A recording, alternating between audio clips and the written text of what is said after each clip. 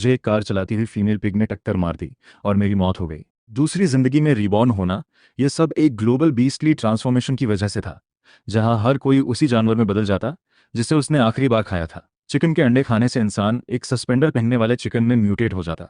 हालांकि मेरा सबसे पहला कदम एक टायरानोसोरस रेक्स टी रेक्स के फॉसिल को खाना था, क्योंकि जो लोग कमज़ोर और छोटे जानवरों में बदलते हैं उनका सर्वाइव करना बहुत मुश्किल होता है। सिर्फ वही एंशिएंट जानवर जो धरती से विलुप्त हो चुके हैं काफ़ी पावरफुल हैं, और उनमें टायरानोसोरस रेक्स बेशक सबसे बेस्ट चॉइस है। मैंने उस म्यूजियम पर अपनी नज़रें टिका दी जहां मैं काम करता था। इस वक्त मैंने चुपके से अपने कलीग्स की कॉफ़ी में खरीदी हुई नींद की गोलियां मिला दी। जैसे ही वे एक एक करके बेहोश होकर गिरे, मैंने आसानी से सारे सर्विलांस और अलार्म इक्विपमेंट बंद कर दिए। मैंने एक इलेक्ट्रिक आरी ली और फॉसिल एग्जीबिशन एरिया में पहुंच गया। लेकिन जैसे ही मैं टायरानोसोरस रेक्स के पैर को काटने के लिए इलेक्ट्रिक आरी खींचने की तैयारी कर रहा था, डिस्प्ले केस में मौजूद एक बहुत ही छोटे कीड़े के फॉसिल ने तुरंत मेरा ध्यान खींचा।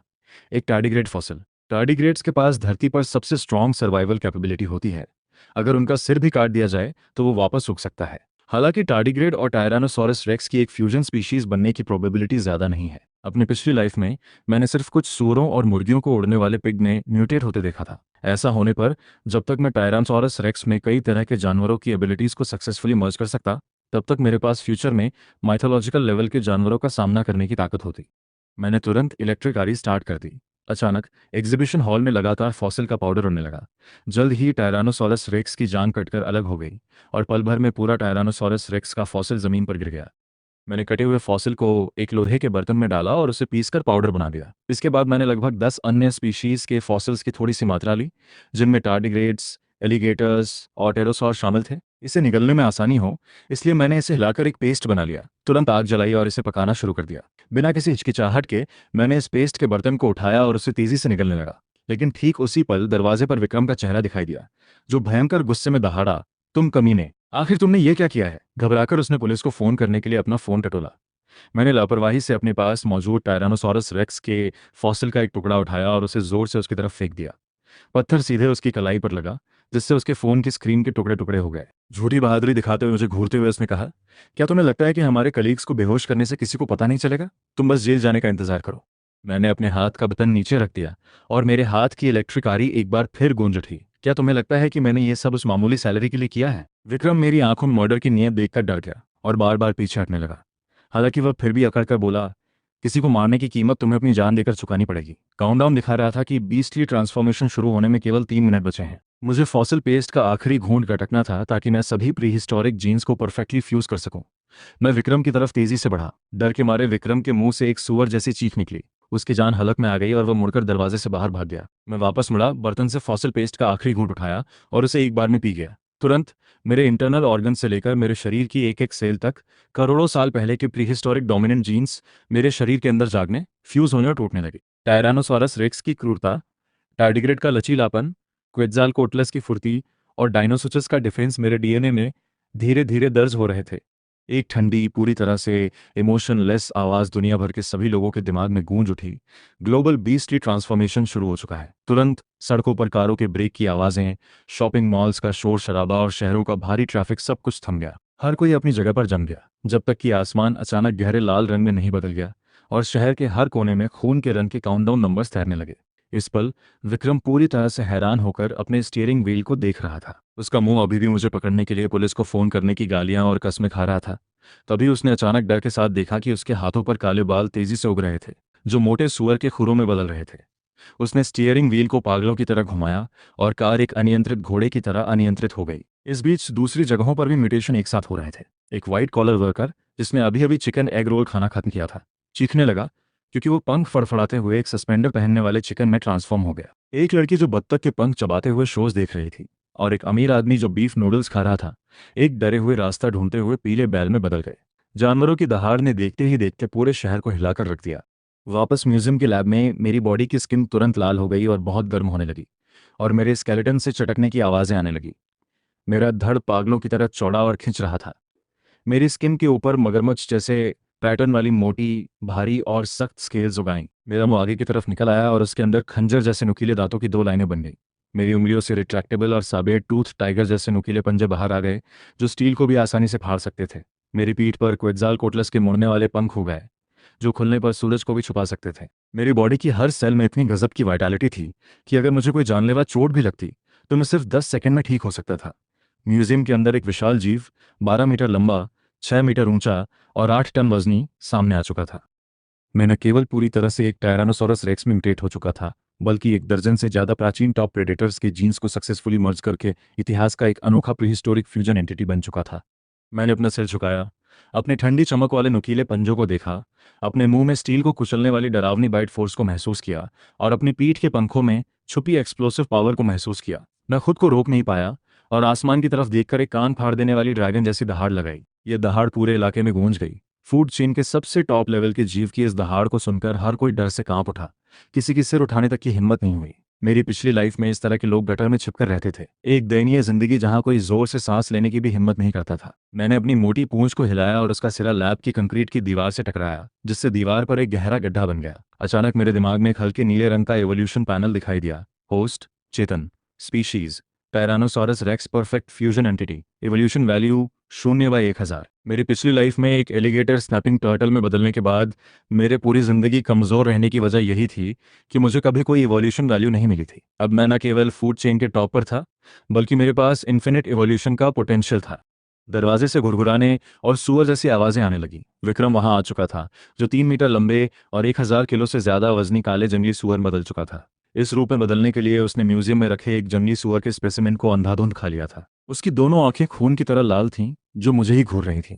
तुमने मेरे टायरानोसॉरस रेक्स के फॉसिल को छुआ ताकि तुम म्यूटेट हो सको, वह चिल्लाया और अपने नुकीले दांतों के साथ मुझ पर झपटा। उसके खुरों की थाप से जमीन हिल गई और टूटे हुए पत्थर उड़ने लगे। उसकी आंखों में मेरे लिए नफरत और ठंडी मर्डर की नीयत साफ दिख रही थी। ये जानवर सचमुच खुद चलकर मेरे दरवाजे पर आया था। मैंने अपना मुंह खोला और टायरानोसॉरस रेक्स के गले से एक गहरी इंसानी आवाज निकली, जिससे पूरा एग्जीबिशन हॉल गूंज उठा। हमारी पिछली लाइफ में जब तुमने मेरी बहन के टुकड़े टुकड़े कर दिए थे, तब तुमने क्यों नहीं सोचा था कि तुम्हें ये दिन भी देखना पड़ेगा? विक्रम सदमे में फ्रीज हो गया, लेकिन उसकी आंखों का गुस्सा और बढ़ गया, क्योंकि उसने एक बार फिर स्पीड बढ़ाई और मेरी तरफ बढ़ा। जैसे ही उसके नुकीले दांत मेरी स्केल से टकराने वाले थे, मैंने तेजी से अपना मोटा अगला पंजा उठाया और उसके सिर पर दे मारा। मेरे एक ही थप्पड़ से विक्रम की खोपड़ी तुरंत चकनाचूर हो गई। 2 बार तड़पने के बाद वह शांत हो गया। मैंने अपना सिर झुकाया और मेरी मैसिव बाइट फोर्स ने तुरंत उसकी हड्डियों को कुचल दिया और कुछ ही बाइट्स में इस जंगली सुअर को मेरे पेट में पहुंचा दिया। Successfully defeated an elite wild pig mutant, obtain 50 evolution points, current evolution value 50/1000। मैं साफ महसूस कर सकता था कि मेरी बॉडी थोड़ी और स्ट्रांग हो रही है। एक पल भी रुके बिना मैंने अपनी पूंछ से पूरे फॉसिल एग्जीबिशन एरिया को तहस नहस कर दिया। सभी प्राचीन जीवों के फॉसिल्स पूरी तरह से पाउडर बन गए। सिर्फ विशाल स्लोथ और टार्डिग्रेड के फॉसिल्स बचे थे, जो मैंने अपनी बहन के लिए पहले से बचा कर रखे थे। मुझे इन चीज़ों को नष्ट करना था ताकि फ्यूचर में टॉप प्रेडेटर्स के पैदा होने की पॉसिबिलिटी कम हो सके। ऐसे बहुत से लोग थे जो बीस्टली ट्रांसफॉर्मेशन के बाद प्राचीन फॉसिल्स को ढूंढने और खूंखार प्रेडेटर्स में बदलने के लिए हर मुमकिन कोशिश करते। ये सब करने के बाद मेरी 12 मीटर लंबी बॉडी सीधे म्यूजियम के मजबूत शीशे को तोड़कर बाहर निकल गई। मेरे लैंड करते ही पीछे मौजूद म्यूजियम एक तेज धमाके के साथ ढह गया। उसका पूरा लोड बेयरिंग स्ट्रक्चर पूरी तरह तबाह हो चुका था। बिजली के तारों में शॉर्ट सर्किट होने से वहां आग लग गई, जिसने सारे पाप और राज हमेशा के लिए दफन कर दिए। लेकिन इससे पहले कि मैं दूसरा कदम भी बढ़ा पाता, पुलिस की चमकदार लाइट्स ने मेरी आंखों को इतना चौंधिया दिया कि मैं बमुश्किल अपनी आंखें खोल पा रहा था। कुल 20 पुलिस कारें और 100 से ज्यादा बंदूकधारी पुलिस ऑफिसर्स मुझ पर निशाना साधे हुए थे। साथ ही 1 दर्जन से ज्यादा एंटी रॉयट आर्मर्ड व्हीकल्स भी थीं, जिनकी बैरल ठंडी रोशनी में चमक रही थी। मैंने उनके लीडर को एक ही नज़र में पहचान लिया, ली हुडा। मेरी पिछली लाइफ में इसी आदमी ने रॉकेट लॉन्चर से मेरा पिछला पैर उड़ा दिया था, जिसकी वजह से मैं अपनी बहन को बचाने का सबसे बेस्ट मौका चूक गया था। उसके चेहरे पर लालच और पागलपन साफ दिख रहा था जब उसने चिल्लाकर कहा, भाइयों, यह डायनासोर और वो मरा हुआ सुअर दोनों इंसानों से बदले हैं। इस डायनासोर को मार डालो और हम भी टायरानोसोरस रेक्स में बदल सकते हैं, वरना कुछ ही देर में हम सिर्फ उन मुर्गियों, बत्तखों और मछलियों बदलने लायक रह जाएंगे जो कटने का इंतजार कर रही हैं। उसकी बातें सुनते ही सबकी आंखें लालच से लाल हो गईं। गोलियां बारिश की तरह मेरी तरफ आने लगीं, जो मेरी डायनोसुचस लेवल के स्केल से टकराकर लगातार मेटेलिक क्लैंकिंग साउंड्स कर रही थीं, लेकिन उन पर एक खरोंच तक नहीं आ रही थी। मैंने लालच में अंधे हो चुके लोगों के इस ग्रुप को देखा। मेरी आंखें पूरी तरह ठंडी थीं। म्यूटेंट जानवरों का मांस खाने से या उन जानवरों को खाने से जिनमें इंसान बदल चुके थे, कोई भी सिर्फ और ज्यादा पागल ही हो सकता था, जिससे इंसानियत पूरी तरह खत्म हो जाती और लोग सिर्फ कत्लेआम जानने वाले जंगली जानवर बन जाते। मैंने एक बार फिर अपनी गहरी आवाज में कहा, जिससे सबने फायरिंग रोक दी, अगर तुम लोग अभी रुक जाओ तो मैं तुम्हारी जान बख्श सकता हूं। अगर तुम अब भी मेरा पीछा करना चाहते हो तो याद रखना कि मैं तुम सबको खा जाऊंगा। लेकिन मेरी इस बात ने ली हुडा को और ज्यादा पागल कर दिया। ये बोल सकता है, ये सचमुच इंसान से ही बदला है, इसे मार डालो। बोलते ही उसने बिना किसी हिचकिचाहट के रॉकेट लॉन्चर को अपने कंधे पर रखा और ट्रिगर दबा दिया। रॉकेट आग की लपटें छोड़ता हुआ आगे बढ़ा।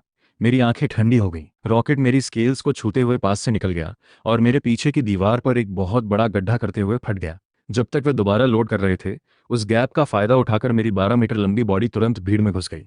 मेरी मोटी पूंछ तेजी से घूमी और एक ही पल में 5-6 पुलिस ऑफिसर्स हवा में उड़ गए।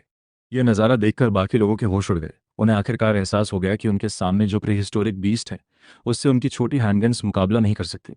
डर के मारे उनके पैर कांपने लगे। मैं भला उन्हें मौका कैसे देता। मेरी 6 टन की बॉडी ठीक ली हुडा के सामने लैंड हुई। उसने डर के मारे एक चीख निकाली, लेकिन मैंने अपने एक पंजे से उसकी बॉडी को नीचे दबोच लिया। अपने नुकीले पंजों पर थोड़ा सा जोर देकर मैंने सीधे उसकी छाती को चीर दिया। Successfully defeated the ordinary mutant, obtained एक evolution point. Current evolution value 51/1000। मैंने ठंडी नजरों से बाकी बचे पुलिस ऑफिसर्स को देखा। हर कोई डर से कांप रहा था। उनकी बंदूकें जमीन पर गिर गईं और वे एक एक करके नीचे बैठ गए। मैंने और बेकसूरों को नहीं मारा। मेरा इकलौता गोल घर जाना था। बीस्टली ट्रांसफॉर्मेशन से पहले मैंने अपनी बहन को आज किसी भी तरह का मीट खाने से सख्त मना किया था और उसे सिर्फ वही सब्जियां और कैन फूड खाने को कहा था जो मैंने उसके लिए पहले से तैयार किए थे। मैंने उसे घर के बेसमेंट में भी लॉक कर दिया था और चेतावनी दी थी कि किसी भी हालत में बाहर ना आए। पिछली लाइफ में विक्रम ने मुझे नौकरी से निकाल दिया था, जिससे मैं कंगाल हो गया था, और वो इतनी भूखी थी कि उसने वो हैम सॉसेज खा लिया और कटने का इंतजार करने वाली एक रैबिट बन गई। इस बार मैंने उसके लिए बेसमेंट में भरपूर सप्लाईज तैयार रखी थी, जो मेरे वापस आने तक के लिए काफी थी। तो मैंने अपने पंजों से खून झटका और घर की तरफ दौड़ पड़ा। मेरी स्पीड 60 किलोमीटर प्रति घंटा तक पहुंच गई थी, जो एक आम कार से भी तेज थी। सड़कों पर डर के मारे भाग रहे म्यूटेंट जानवर मुझे देखकर खौफ से इधर उधर छिपने लगे। मैं रास्ते में इंसानी तबाही के कई मंजर देखे। एक ट्रक सीधे सड़क किनारे डर के मारे दुबके हुए कई प्राइमरी स्कूल के बच्चों की तरफ बढ़ा। ट्रक के केबिन के अंदर ड्राइवर पागलों की तरह स्टीयरिंग व्हील को पीट रही थी और उसके मुंह से पागलों जैसी चीखें निकल रही थी। ये वही पिग हेडेड औरत थी जिसने मेरी पिछली लाइफ में मुझ पर कार चढ़ाकर मुझे मार डाला था। बिना एक सेकंड भी सोचे मैं सीधे ट्रक की तरफ लपका। इससे ठीक एक सेकंड पहले कि ट्रक बच्चों को टक्कर मारता, मैंने अपनी मोटी और पावरफुल पूंछ को पूरी ताकत से घुमाया। एक जोरदार धमाके के साथ वो व्हीकल मेरी पूंछ के झटके से हवा में उड़ गया। हवा में कई बार पलटा और पूरी तरह तबाह हो गया। गाड़ी के मलबे से बाहर गिरकर बेहोश होने के बाद उसने अपना सिर उठाया और उसके चेहरे पर रत्ती भर भी डर नहीं था।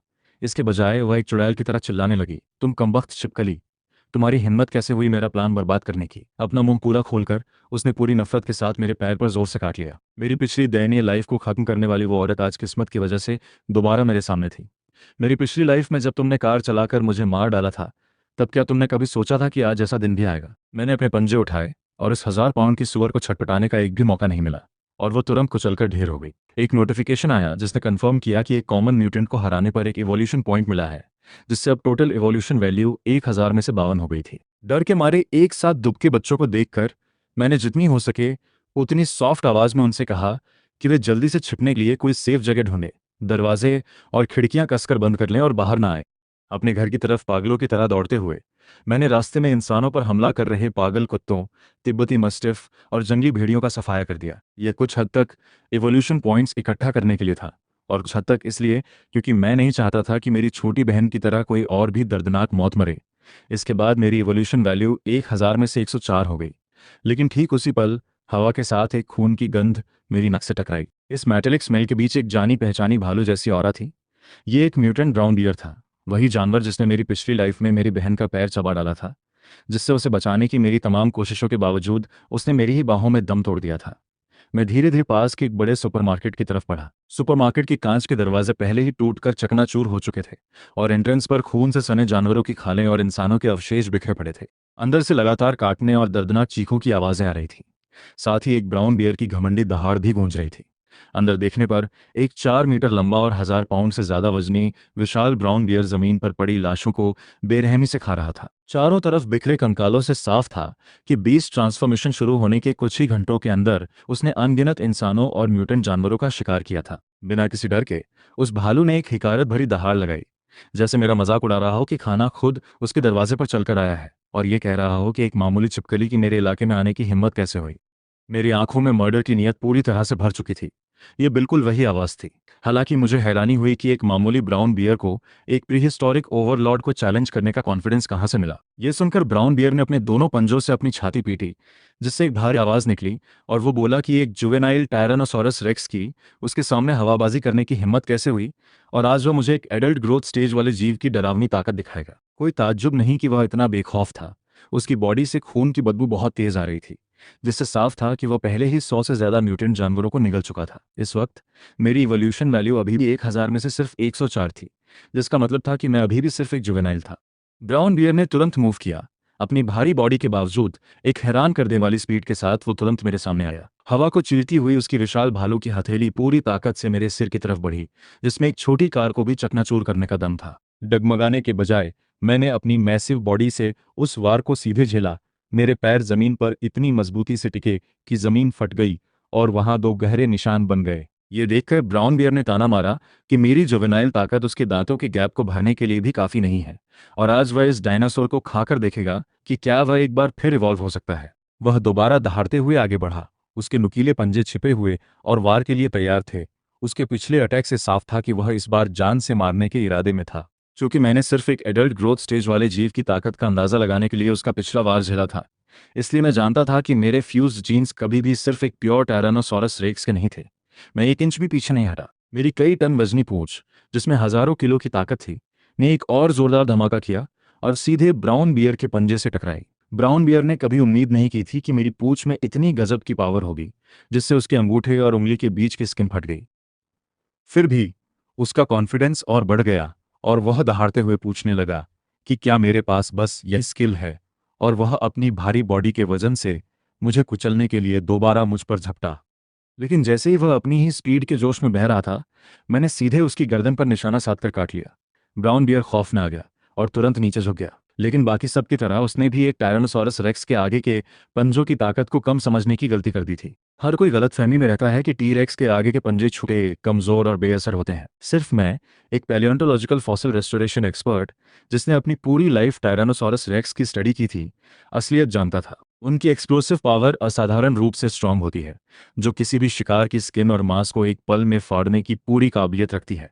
उसके लोअर जॉ को निशान बनाते हुए मेरे साबेर टूथ टाइगर जैसे नुकीले पंजों ने सीधे उसे आर पार चीर दिया। ब्राउन बियर के मुंह से एक दर्दनाक चीख निकली और वह भयंकर दर्द के मारे जमीन पर लौटने लगा। आखिरकार वह एक कॉमन स्पीशीज का सिर्फ एक एडल्ट ग्रोथ स्टेज वाला जीव ही तो था। एक ठंडी आवाज में मैंने उससे कहा कि आज मैं उसे हमारी स्पीशीज के बीच का वो एब्सोल्यूट और इनविजिबल गैप ना मिटने वाला अंतर दिखाऊंगा। ब्राउन बियर ने मेरी तरफ देखा और मुड़ गया। उसने स्टोर के शेल्फ्स का इस्तेमाल करके मेरा रास्ता रोकने की कोशिश की, लेकिन अपने आगे के दोनों पैर खोने की वजह से वो जैसे ही मुड़ा, एक चीरने वाली आवाज गूंजी। मैंने सीधे उसकी पीठ पर वार करके उसकी स्किन और मांस को आर पार फाड़ दिया। अपने खून से सने विशाल जबड़ों को खोलकर मैंने अपनी मैसिव बाइट फोर्स को एक्टिवेट किया, जिसने सीधे उसकी रीढ़ की हड्डी को चटका दिया। उसकी बॉडी 2 बार जोर से तड़पी और फिर शांत हो गई। मैंने नीचे देखा, जहां एक गहरे काले रंग का बियर गॉल ब्लैडर पड़ा था। एक टॉप टियर कार्निवोर बदलने के बाद मेरे अंदर जानवरों के ऑर्गन्स खाने की तेज भूख जाग चुकी थी, और मैं उस बियर गॉल ब्लैडर को एक ही घूंट में गटक गया। एक खौलती हुई गर्म एनर्जी मेरे शरीर में दौड़ गई। एक नोटिफिकेशन ने कन्फर्म किया कि एडल्ट ग्रोथ स्टेज वाले म्यूटेंट ब्राउन बियर को हराने पर 100 इवोल्यूशन पॉइंट्स मिले हैं, जिससे अब टोटल इवोल्यूशन वैल्यू 1000 में से 204 हो गई थी। एक कॉमन म्यूटेंट को हराने पर सिर्फ 1 पॉइंट मिल रहा था, लेकिन इस वाले ने पूरे 100 पॉइंट्स दिए थे। अभी मैं उस ब्राउन बियर की लाश को ठिकाने लगाने की तैयारी कर ही रहा था कि अचानक दूर से एक कान फाड़ देने वाली दहाड़ गूंजी। टैंकों ट्रैक्स, आर्मर्ड व्हीकल्स के इंजनों और हेलीकॉप्टरों के रोटर्स की गड़गड़ाहट दूर से करीब आने लगी, जिससे मेरा चेहरा तुरंत गंभीर हो गया। शुरुआत हो चुकी थी। बीस्ट ट्रांसफॉर्मेशन शुरू होने के ठीक 3 घंटे बाद इंसानी मिलिट्री ने एक बड़े लेवल पर ऑपरेशन लॉन्च कर दिया था, जो शहरी इलाकों पर कब्जा करने वाले म्यूटेंट जानवरों का अंधाधुंध सफाया कर रही थी। भले ही मैंने 1 दर्जन से ज्यादा प्राचीन जीन्स को मर्ज कर लिया था, लेकिन मिलिट्री के भारी थर्मल वेपन्स, खासकर टैंकों के आर्मर पियर्सिंग शेल्स और अटैक हेलीकॉप्टरों की एयर टू ग्राउंड मिसाइलों का सामना करना अब भी मेरे लिए जानलेवा हो सकता था।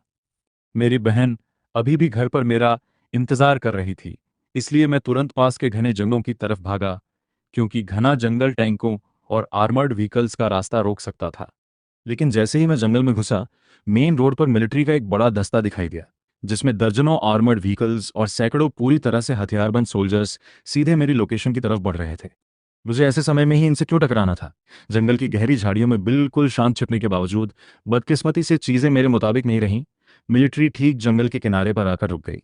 वे वहां रुककर आराम करने और रीऑर्गेनाइज होने की तैयारी कर रहे थे, जिसने मुझे तुरंत गहरी एंग्जाइटी से भर दिया। यहाँ देर होने का मतलब था मेरी बहन के लिए खतरा बढ़ना, क्योंकि कोई भी दूसरा म्यूटेंट जानवर हमारे घर में घुस सकता था। मैंने ज्यादा न सोचते हुए जंगल के पीछे से चक्कर काटने की तैयारी की। हालांकि अपनी 12 मीटर लंबी भारी बॉडी को बिना किसी आवाज के जंगल से निकालना नामुमकिन था। मैंने अभी 2 ही कदम बढ़ाए थे कि आसपास के पेड़ों से जोर जोर से सरसराहट और टूटने की आवाजें आने लगीं, जिसे जंगल के बाहर पहरा दे रहे सोल्जर्स ने तुरंत नोटिस कर लिया। बाकी सबको अलर्ट करते हुए कि जंगल में कोई हलचल है, एक शांत मर्दानी आवाज ने पूरे स्क्वाड को फुल अलर्ट पर रहने का ऑर्डर दिया। हलचल को देखकर उसने अंदाजा लगाया कि ये कोई बड़ा कार्निवोर हो सकता है, और मशीन गनर्स को तैयार रहने को कहा। उन्होंने जंगल में अंधाधुंध फायरिंग शुरू कर दी। गोलियां बारिश की तरह बरसने लगीं और आसपास के पेड़ों के तनों से टकराकर लकड़ी के टुकड़े उड़ाने लगी। टैंक के बुर्ज धीरे धीरे घूमे और सीधे एक शेल फायर किया गया, जो ठीक मेरे बगल में आकर फटा। उसके बड़े शॉकवेव ने आसपास की मिट्टी को हवा में उड़ा दिया और मुझे तुरंत एक तेज, तीखा दर्द महसूस हुआ। मैं समझ गया कि मेरी पोजीशन एक्सपोज हो चुकी है। मैंने बचने के लिए तुरंत एक एस शेप का रूट अपनाया, लेकिन इस दौड़ की वजह से मैं सीधे मिलिट्री की नज़रों में आ गया। यह देखकर कि यह एक डायनासोर है, वही टायरानोसोरस रेक्स जो म्यूजियम से भागा था। लीडिंग ऑफिसर विक्रम ने मुझे पहचान लिया। मेरी पिछली लाइफ में यही वो आदमी था जो मेरी बहन चेतना को यह दावा करते हुए ले गया था कि वह एक सीयर है, और उसने उस पर कड़ा टॉर्चर और पूछताछ की थी ताकि यह जान सके कि उसे बीस्ट ट्रांसफॉर्मेशन के बारे में पहले से कैसे पता था। जब सुनामी आई तो उसने उसे दा कुन शहर में ही छोड़ दिया, जो डूबने वाला था, जिससे वो बाढ़ में जिंदा डूब गई। मैंने जंगल के बाहर खड़े विक्रम को मौत की नज़रों से घूरा। मेरी आंखों का गुस्सा पूरी तरह जम चुका था। हालांकि यह उससे आमने सामने लड़ने का सही वक्त नहीं था। भले ही यह इलाका टैंकों के पीछा करने के लिए ठीक नहीं था, फिर भी वे मेरे लिए एक बड़ा खतरा थे। इस बार उनका मिशन चैतन्य डिस्ट्रिक्ट में म्यूटेंट जानवरों का सफाया करना था, जहां मेरी बहन थी। मैं उनसे और ज्यादा नहीं उलझा। अपनी पीठ पर मौजूद क्विट्ज़ाल कोटलस के विशाल पंखों को खोलकर एक जबरदस्त लिफ्ट के साथ मैं तुरंत आसमान की तरफ उड़ गया। मेरे फिगर को आसमान में गायब होते देख वे बस बेबसी से आंखें झपकाते रह गए। 10 मिनट से ज्यादा की उड़ान के बाद मैं आखिरकार चैतन्य डिस्ट्रिक्ट के बाहरी इलाके में पहुंच गया, जहां मेरी बहन थी। कस्बे की तरफ देखते ही मेरा दिल पूरी तरह बैठ गया। पूरे चैतन्य डिस्ट्रिक्ट में लगातार गनफायर की आवाजें गूंज रही थीं, और जिस मिलिट्री फोर्स ने मुझ पर पहले हमला किया था उसने पूरे कस्बे पर कब्जा कर लिया था। वहां के रहने वाले लोगों को सोल्जर्स ने घेर लिया था और कस्बे के बीचों बीच बने स्क्वायर में इकट्ठा कर दिया था। मेरी नज़र ने तुरंत मेरी बहन को ढूंढ लिया। उसने वही सफ़ेद ड्रेस पहनी थी जो मैंने उसके लिए खरीदी थी, और उसे एक मिलिट्री व्हीकल की तरफ ले जाया जा रहा था। हथकड़ियों की वजह से उसकी नाजुक कलाइयाँ बिल्कुल लाल हो चुकी थीं, और उसकी आंखों से लगातार आंसू बह रहे थे, क्योंकि वह विरोध कर रही थी और रोते हुए कह रही थी कि उसे मत खींचो। उसके भाई ने उसे यहीं इंतजार करने के लिए कहा था। ये नज़ारा देखते ही गुस्से के मारे मेरी पूरी बॉडी की स्केल्स खड़ी हो गईं। उनकी हिम्मत कैसे हुई मेरी बहन को छूने की? मैं गुस्से में जोर से दहाड़ा, लेकिन ठीक उसी पल एक अचानक हुई हलचल ने मेरा ध्यान खींचा। मीट काटने वाला चाकू हाथ में लिए 2 युवक वहां दिखाई दिए, और मुझे देखते ही वे खौफ के मारे जमीन पर चित हो गए। मैंने उन्हें ठंडी आवाज में चुप रहने को कहा और पूछा कि वे कौन हैं। उनमें से थोड़े बड़े लड़के ने हड़बड़ाहट में अपने छोटे भाई को अपनी पीठ के पीछे छुपाया और बुरी तरह कांपते हुए बोला, डायनासोर बड़े भाई, हम इसी शहर के रहने वाले हैं। इस वक्त कस्बे में सोल्जर्स लोगों को बिल्कुल नहीं बचा रहे हैं। वे जबरदस्ती तगड़े आदमी को सेना में भर्ती कर रहे हैं, ताकि हमें उन म्यूटेंट जानवरों से लड़ने के लिए फ्रंट लाइंस पर धकेला जा सके। हम सिर्फ मिलिट्री में जबरन भर्ती होने से बचने के लिए भागे हैं। डायनासोर बड़े भाई, हम आपसे भीख मांगते हैं कि हम दोनों भाइयों को बख्श दें और हमें जीने का रास्ता दें। ये सुनते ही मेरा गुस्सा शांत होने के बजाय और बढ़ गया। मेरी पिछली लाइफ में इन्हीं दोनों ने मेरी बहन के शेल्टर पर धावा बोला था, और इकलौती यही वजह थी जिसके कारण मेरी बहन को विक्रम ने पकड़ लिया था। मैंने तेजी से अपने पंजे बढ़ाए और छोटे भाई शांतनु को दबोच लिया और बड़े भाई रॉकी से ठंडी आवाज में कहा, तुम अभी पहाड़ से नीचे जाओ और मेरे लिए एक इंसान के बारे में पता लगाओ। रॉकी ने हड़बड़ाहट में सिर हिलाया और डायनासोर बड़े भाई से कहा कि वह अभी जाता है, और मुड़कर पागलों की तरह पहाड़ से नीचे दौड़ पड़ा। अपने पंजे से शांतनु को मजबूती से दबाए रखते हुए डायनासोर की नजरें नीचे पहाड़ के मैदान पर टिकी थी, और उसने कसम खाई कि इस लाइफ में वह चेतना को कभी रत्ती भर भी तकलीफ नहीं होने देगा। अचानक नीचे से एक चोरी की हुई मोटरसाइकिल के इंजन की दहाड़ गूंजी और रॉकी पागलों की तरह पहाड़ की तरफ वापस भागा, जिसके पीछे गाड़ियों में सोल्जर्स का एक ग्रुप लगा था जो उसे पहाड़ में न जाने का ऑर्डर दे रहा था। रॉकी पहाड़ के निचले हिस्से में पहुंचा और घने जंगल में घुस गया। एंट्रेंस पर पहुंचते ही मिलिट्री के पुलिस डॉग्स, जो आमतौर पर शेर से भी लड़ जाते, बुरी तरह कांपने लगे, और उन्होंने एक कदम भी आगे बढ़ाने से मना कर दिया, जिससे साफ था कि पहाड़ में कुछ बहुत गड़बड़ है। हाफते हुए और पीला पड़ा रॉकी रिपोर्ट करने के लिए डायनासोर के सामने दौड़ा कि जिस लड़की के बारे में उसने पता लगाने को कहा था उसे दाकुन शहर के हेडक्वार्टर ले जाया जा रहा है। ये सुनते ही डायनासोर तुरंत एंजाइटी और गुस्से से भर गया, क्योंकि उसे याद आया कि उसकी पिछली लाइफ में बीस्ट म्यूटेशन शुरू होने के ठीक 1 महीने बाद 100 मीटर ऊंची विशाल लहर ने दाकुन शहर को पूरी तरह डुबो दिया था, जिससे वहां कोई जिंदा नहीं बचा था और उसकी बहन की मौत भी उसी सुनामी में हुई थी। चेतना को वहां न ले जाने देने के इरादे से डायनासोर ने गुस्से में अपना सिर पीछे किया और एक कान फाड़ देने वाली ड्रैगन जैसी दहाड़ लगाई, जो पूरे कस्बे में गूंज उठी। इस आवाज को सुनकर मिलिट्री टीम को लीड कर रहा विक्रम तुरंत समझ गया कि पुलिस डॉग्स पहाड़ में घुसने से क्यों डर रहे थे। गुस्से से नीला पड़ते हुए वह खूंखार तरीके से दहाड़ा कि यह डायनासोर उनका पीछा करके हद पार कर रहा है, और उसने अपने भारी हथियारबंद सैनिकों को तुरंत इकट्ठा होकर पहाड़ों में उसका शिकार करने का ऑर्डर दिया। सामने से आते सोल्जर्स को देखकर डायनासोर बिल्कुल नहीं डरा। उसने शांतनु को एक तरफ फेंका, उसे वहां से दफा होने के लिए कहा, और शांतनु और रॉकी दोनों वहां से दुम दबाकर भागे और गायब हो गए। आगे बढ़ रहे सैनिकों में सबसे आगे खड़ा सोल्जर खौफ के मारे कांप उठा और उसने ट्रिगर दबा दिया, जिससे एक रॉकेट सीधे डायनासोर की तरफ सरसराता हुआ आया, जो उसकी स्केल्स को छूते हुए पीछे एक पेड़ पर जाकर फट गया। जब तक वे रीलोड कर रहे थे, उस गैप का फायदा उठाकर डायनासोर ने अपनी मोटी पूंछ को जोर से घुमाया, जिससे 5-6 सोल्जर्स के मुंह से तुरंत खून निकला और वे वहीं ढेर हो गए। इस डरावनी तबाही और उसके असली विशाल साइज को देखकर कुछ सोल्जर्स बंदूकें हाथ में होने के बावजूद मुड़े और भाग खड़े हुए। डायनासोर ने चारों तरफ कत्लेआम शुरू कर दिया। उसकी भारी बॉडी भीड़ को रौंदती हुई आगे बढ़ी, जिससे हर वार के साथ एक जान जा रही थी, जब तक कि मिलिट्री के तीनों स्क्वाड्स पूरी तरह तबाह नहीं हो गए। हालांकि डायनासोर ने ध्यान नहीं दिया कि वह दौड़ते हुए पहाड़ के नीचे हाईवे पर आ चुका था। तभी एक टैंक, जो जंगल में नहीं घुस पाया था, अपनी बिल्कुल काली तोप की बैरल के साथ ठीक उसके सामने आ गया। इतनी क्लोज डिस्टेंस देखकर उसकी पुतलियां सिकुड़ गईं, और टैंक के फायर करने से ठीक 1 सेकंड पहले वह पागलों की तरह उसकी साइड की तरफ लपका। उसका कवर फाड़ने का इरादा करके वह हवा में उछला और अपनी 6 टन की बॉडी से उस पर भारी क्रैश किया, जिससे टैंक का बैरल टूट गया और वह पागलपन में उसके टॉप हैच को कुचलने लगा, जबकि ड्राइवर अंदर ही बैठा था। ठीक उसी वक्त भारी हथियारों से लैस आर्मर्ड व्हीकल्स ने उसे चारों तरफ से घेर लिया। वहां लगातार ब्लास्ट होने लगे, जिससे उसकी स्केल्स पर कई खून से सने घाव हो गए। ये अच्छी तरह जानते हो कि अगर ऐसा चलता रहा तो वह मारा जाएगा, और इस बात को याद रखते हुए कि सही वक्त पर पीछे हटना ही समझदारी है, डायनासोर तेजी से पास के एक छोटे कस्बे में घुस गया। उसने एक 3 मंजिला बिल्डिंग को पूंछ के झटके से गिरा दिया, ताकि गिरते मलबे से सोल्जर्स की नजरों को ब्लॉक किया जा सके। उसने एक बार फिर अपने पंख फैलाए और 200 किलोमीटर प्रति घंटे की हैरान कर देने वाली टॉप स्पीड से उड़ गया, यह जानते हुए कि 2 घंटे से भी कम समय में वह दाकुन शहर पहुंच जाएगा। उड़ते हुए उसने नीचे तबाही के अनगिनत मंजर देखे, जहां हर तरफ जलती हुई बिल्डिंग्स थीं और इंसानों और म्यूटेंट जानवरों के बीच भयंकर लड़ाई चल रही थी। 2 घंटे बाद दाकुन शहर को मिलिट्री ने पूरी तरह लॉक कर दिया था, जहां चारों तरफ घने पावर ग्रिड्स, कटीले तार, पेट्रोलिंग करते सोल्जर्स, आर्मर्ड व्हीकल्स और चक्कर काटते मिलिट्री हेलीकॉप्टर्स तैनात थे। बाहरी इलाके के एक पहाड़ पर लैंड करके डायनासोर शहर में तब तक खोजबीन करता है जब तक कि उसे सिटी सेंटर की सबसे ऊंची बिल्डिंग द कुन सिटी मिलिट्री डिस्ट्रिक्ट हेडक्वार्टर नहीं दिख जाती। जैसे ही वह अपनी छोटी बहन को ढूंढने के लिए शहरी इलाके में चुपके से घुसने की तैयारी करता है, एक हाईवे टोल गेट पर हंगामा खड़ा हो जाता है, जहां 8 आर्मर्ड व्हीकल्स और 2 टैंक खड़े थे, और पूरी तरह से हथियारबंद सैनिकों का एक ग्रुप आसपास के शहरों से आए सर्वाइवर्स के एक जत्थे को एस्कॉर्ट कर रहा था। भीड़ के अंदर उसकी नज़र तुरंत एक जाने पहचाने चेहरे पर पड़ती है, उसकी बहन, जिसे 2 सोल्जर्स एस्कॉर्ट कर रहे थे। खौफ और बेबसी से भरी आंखों के साथ वहां बिल्कुल अकेली दिख रही थी। फिर भी उसने जिद में अपने होंठ भींचे हुए थे।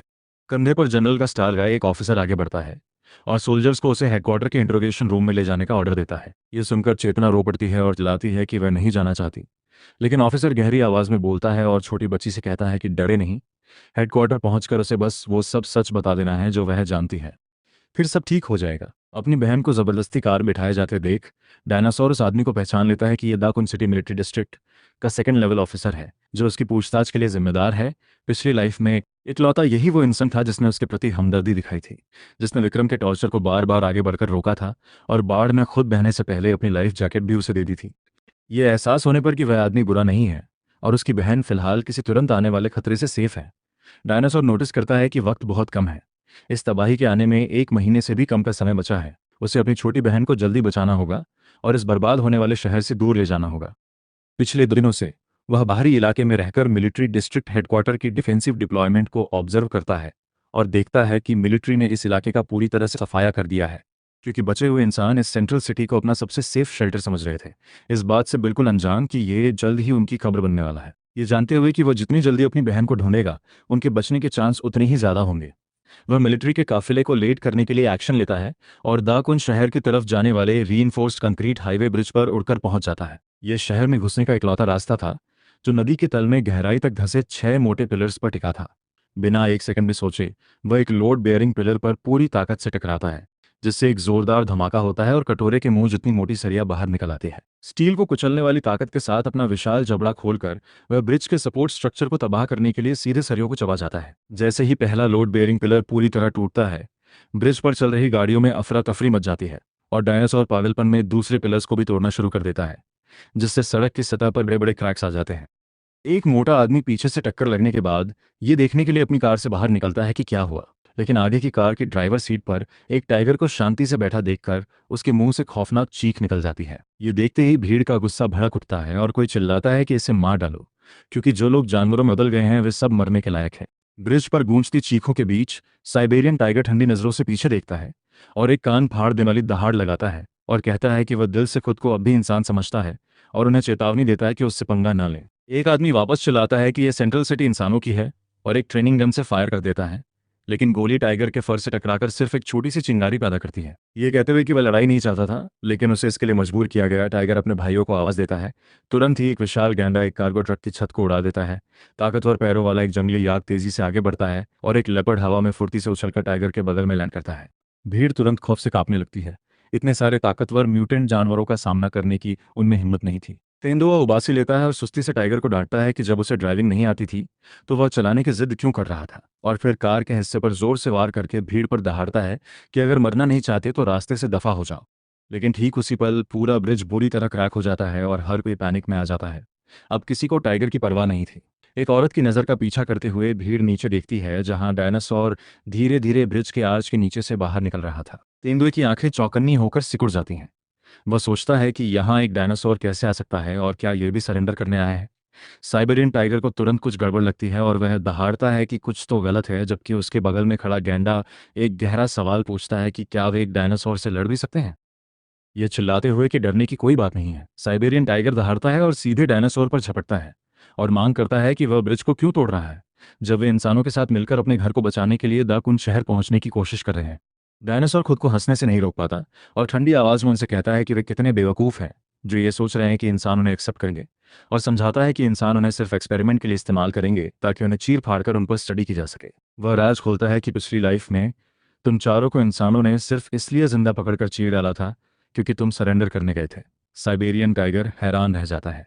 उसे उसकी बातें बिल्कुल समझ नहीं आती और वह एक बार फिर डायनासोर पर झपटता है। अपनी पूंछ के एक जोरदार झटके और तेज धमाके के साथ डायनासोर टाइगर को टूटी पतंग की तरह दो जमीन पर दे मारता है। आखिरकार भारी वजन और तबाही के आगे घुटने टेकते हुए ब्रिज तेजी से ढहने लगता है, जिससे सड़क पर मौजूद भीड़ चीखते हुए इधर उधर भागने लगती है।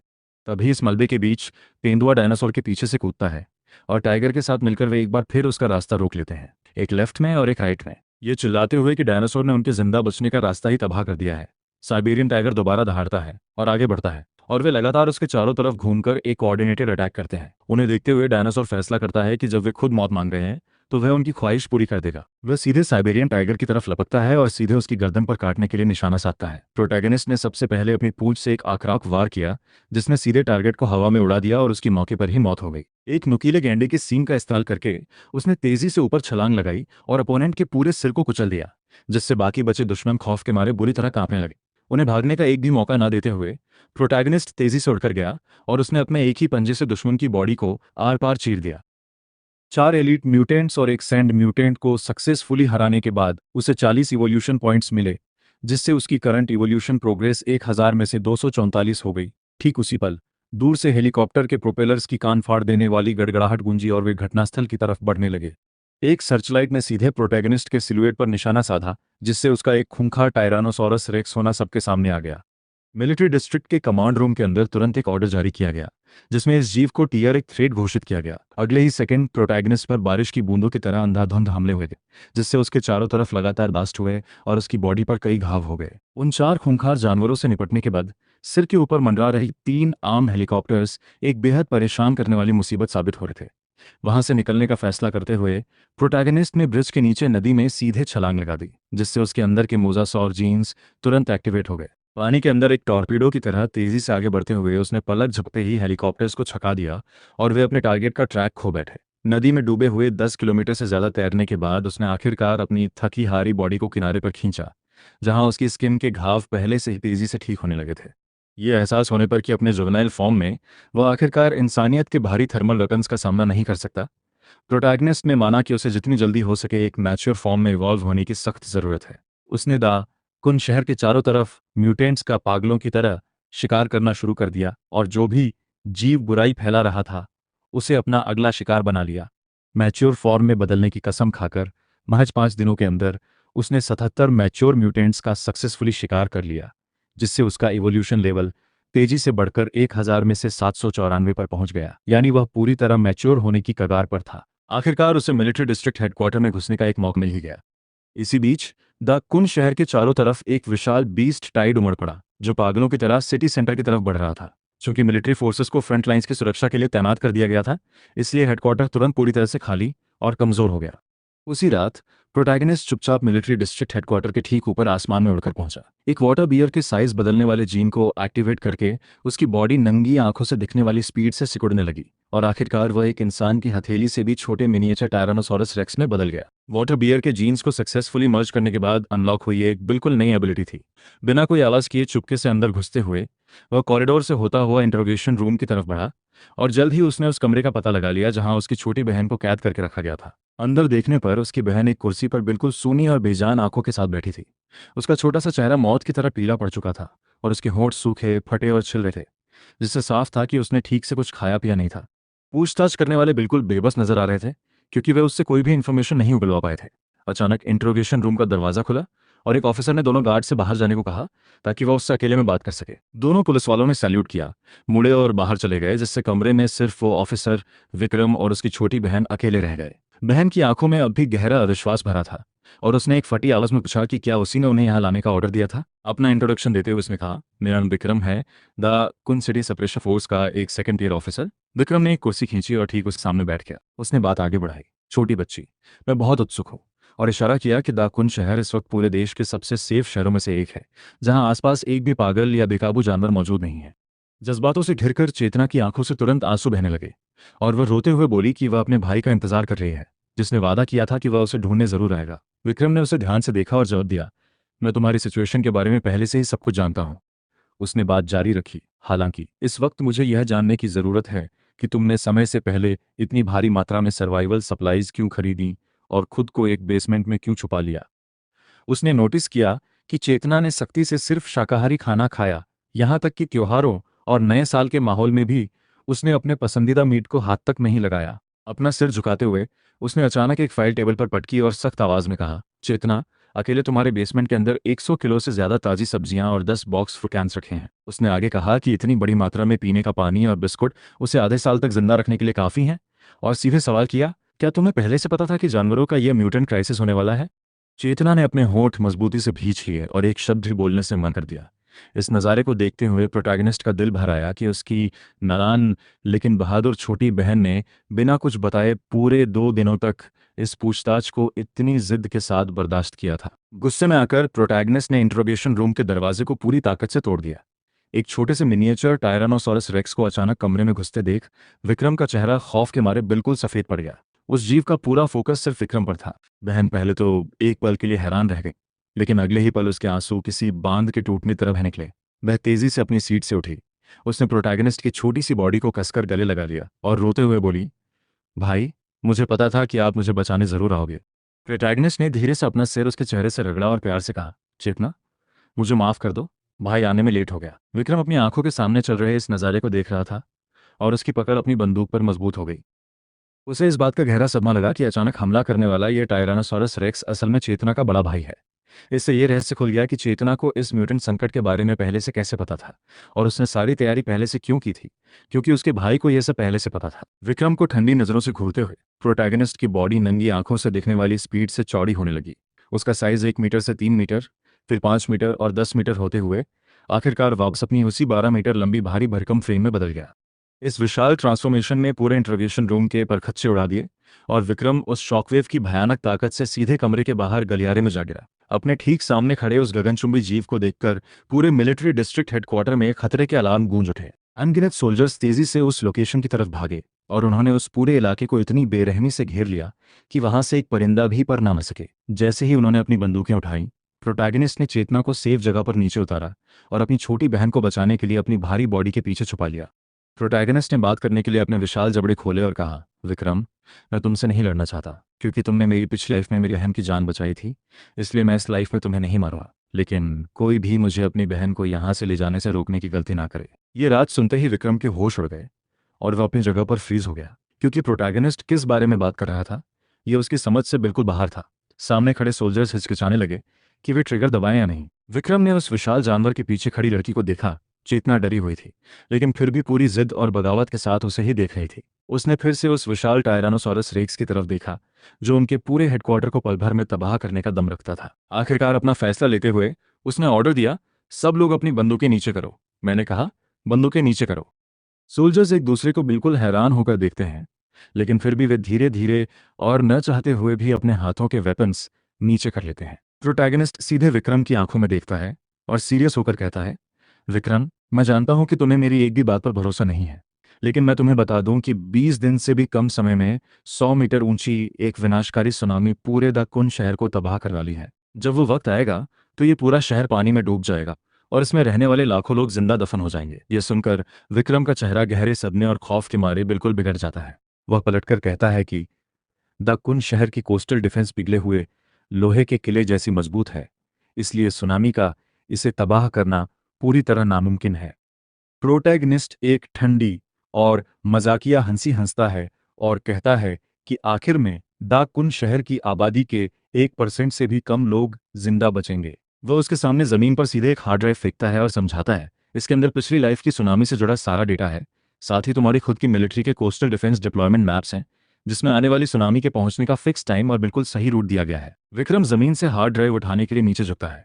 वह अपने दिल में अच्छी तरह जानता है कि इस तरह की इन्फॉर्मेशन मिलिट्री के सबसे हाई लेवल के सीक्रेट्स में आती है और किसी भी बाहरी इंसान का इसे जानना पूरी तरह नामुमकिन है। अपने सामने खड़े विशाल टायरानोसॉरस रेक्स को घूरते हुए वह सुनता है जब प्रोटैगनिस्ट अपना आखिरी अल्टीमेटम देता है, मुझे इस बात की कोई परवाह नहीं है कि तुम मुझ पर भरोसा करते हो या नहीं, मैं अपनी बहन को अभी अपने साथ ले जा रहा हूं। अगर तुम नहीं चाहते कि डाकुन शहर के लाखों नागरिक समंदर के तल में हमेशा के लिए दफन हो जाएं, तो बेहतर होगा कि तुम तैयारी शुरू कर दो। प्रोटैगनिस्ट अपना विशाल सिर नीचे करता है और प्यार से अपनी बहन से कहता है, चेतना, चले। चेतना पूरी ताकत से अपना सिर हिलाती है। अपनी पीठ पर मौजूद क्विट्ज़ालकोट्लस के विशाल पंखों को फैलाकर एक जबरदस्त लिफ्टिंग फोर्स पैदा होती है। अनगिनत सैनिकों की बिल्कुल हैरान और खौफजदा नजरों के बीच वे उड़ान भरते हैं और सीधे दाकुन शहर के बाहरी इलाके के पहाड़ी जंगलों की तरफ बढ़ जाते हैं। ठीक उसी पल जब वे मिलिट्री डिस्ट्रिक्ट हेडक्वार्टर से दूर उड़ जाते हैं, प्रोटैगनिस्ट के दिल से एक बहुत बड़ा बोझ आखिरकार उतर जाता है, क्योंकि उसने अपनी बहन को सक्सेसफुली बचा लिया था। वह खुद से कसम खाता है, मैं अब उसे कभी भी अपने से दूर नहीं होने दूंगा। अपनी मंजिल पर पहुंचकर ये वो सीक्रेट शेल्टर था जिसे प्रोटैगनिस्ट ने काफी समय पहले ही तैयार कर लिया था, जहां सर्वाइवल मटेरियल्स और राशन का भरपूर स्टॉक मौजूद था। प्रोटैगनिस्ट की गर्दन के चारों तरफ अपनी बाहें कसकर बहन आखिरकार अपने डरे हुए जज्बातों को शांत करती है। उसकी आंखें अपने भाई के लिए सच्ची तारीफ से चमक उठती हैं और वह एक प्यारी सी मुस्कान के साथ कहती है, भाई, आप तो सचमुच एक असली टायरानोसारस रेक्स बन गए हो। प्रोटैगनिस्ट बदले में मुस्कुराता है और धीरे से अपना विशाल सिर उसके चेहरे से रगड़ता है। उसका दिल पूरी तरह से अपनेपन और प्यार से भर जाता है। अपनी बहन को परफेक्टली प्रोटेक्ट करने की कसम खाकर प्रोटैगनिस्ट उसे अपने साथ और ज्यादा इवोल्यूशन पॉइंट्स इकट्ठा करने के लिए ले जाता है। प्रोटैगनिस्ट अपनी बहन के लिए जाइंट ग्राउंड स्लोथ से बना एक खास फॉसिल पाउडर तैयार करता है, ताकि जब उसका खुद का म्यूटेशन ट्रिगर हो तो वह सबसे सेफ और सबसे स्ट्रॉन्ग फिजिकल डिफेंस वाले जीव जाइंट ग्राउंड स्लोथ में बदल सके, जिससे उसे भी प्रोटैगनिस्ट जैसी कभी ना खत्म होने वाली अमर बॉडी मिल सके। अपने अगले स्टेज पर पहुंचने के लिए प्रोटैगनिस्ट एक पूरी तरह मैच्योर हो चुके म्यूटेंट जाइंट क्रोकोडाइल का शिकार करता है, जिससे उसे पूरे 1100 इवोल्यूशन पॉइंट्स मिलते हैं। इसके साथ ही उसकी इवोल्यूशन प्रोग्रेस आखिरकार 1000 में से 1044 पर पहुंच जाती है, क्योंकि उसके इवोल्यूशन पॉइंट्स पूरी तरह मैक्स आउट हो चुके थे। एक ना बताने लायक तेज जलन का एहसास एक बार फिर उसकी पूरी बॉडी में दौड़ जाता है, जिससे एक बहुत बड़ा मेगा मेटामॉर्फोसिस शुरू हो जाता है।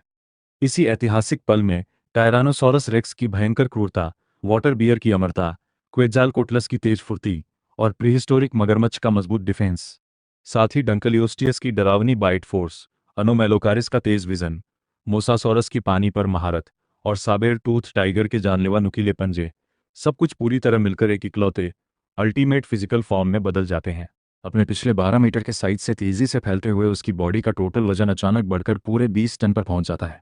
उसकी बाइट फोर्स 20 टन की डरावनी और भारी कैपेसिटी तक पहुंच जाती है, जो किसी मिलिट्री टैंक के आर्मर पियर्सिंग शेल्स को भी आसानी से झेलने के लिए काफ़ी थी। इसके अलावा वह अब सुपरसोनिक स्पीड से उड़ने के काबिल भी हो चुका था, क्योंकि वह पूरी तरह से एक अल्टीमेट फॉर्म में इवॉल्व हो चुका था। प्रोटैगनिस्ट अपना सिर पीछे करता है और आसमान की तरफ एक कान फाड़ देने वाली, धरती को हिला देने वाली ड्रैगन जैसी दहाड़ लगाता है, जिससे पूरे पहाड़ी जंगल बुरी तरह कांपने लगते हैं और आसपास के सारे जानवर खौफ के मारे जमीन पर सीधे लेट जाते हैं। ठीक उसी पल जब उसका इवोल्यूशन पूरी तरह कंप्लीट होता है, बहन अपने लिए तैयार किया गया giant ground sloth fossil powder खाना खत्म करती है और उसकी बॉडी में भी एक बड़ा म्यूटेशन और मेटामॉर्फोसिस शुरू हो जाता है।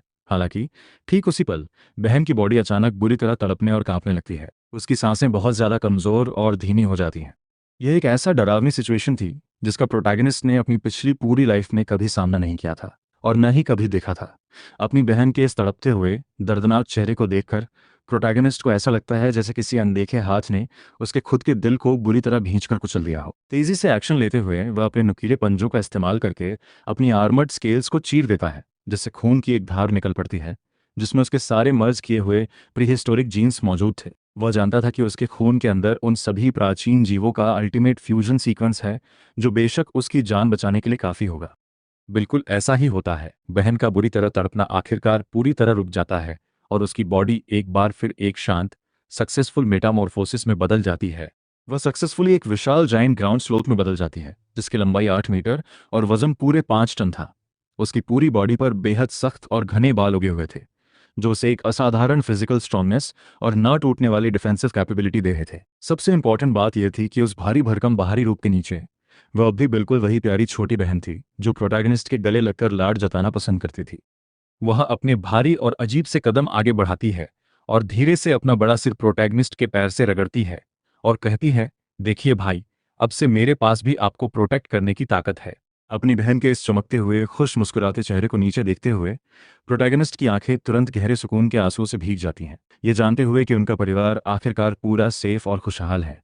अचानक दूर समंदर के किनारे की तरफ देखते हुए प्रोटैगनिस्ट झटके से अपना सिर ऊपर उठाता है। वह देखता है कि होराइजन के पार पानी की वो विनाशकारी दीवार पहले से ही एक डरावनी और भयानक स्पीड से आगे बढ़ रही है, जो सीधे द कुन शहर की तरफ लपक रही है। तबाही अपने तय समय से पूरे 3 दिन पहले आ चुकी थी, जिसका मतलब था कि इस लाइफ की टाइमलाइन पिछली लाइफ से पूरी तरह बदल चुकी थी। पानी की उस गगनचुंबी दीवार को घूरते हुए, जो सचमुच आसमान को ढकने और सूरज को छुपाने जितनी ऊंची थी, प्रोटैगनिस्ट को याद आया कि कैसे पिछली टाइमलाइन में लाखों लोग पल भर में समंदर के तल में दफन हो गए थे। उसे एहसास हुआ कि भले ही उसने विक्रम को समय से पहले चेतावनी दे दी थी, लेकिन मिलिट्री और नागरिकों के पास रिएक्शन देने और वहां से भागने के लिए अब ना के बराबर समय बचा था।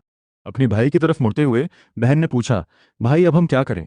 उसकी आंखें गहरी चिंता और एंग्जाइटी से पूरी तरह भरी हुई थीं। प्रोटैगनिस्ट ने पीछे मुड़कर दूर बसे द यूनिक और विशाल द कुन शहर को देखा, जो उस ऊंची सुनामी के जरिए पूरी तरह निगल जाने और तबाह होने की कगार पर खड़ा था। एक गहरी और पक्का इरादा वाली सांस लेते हुए प्रोटैगनिस्ट ने अपने सफर के बारे में सोचा।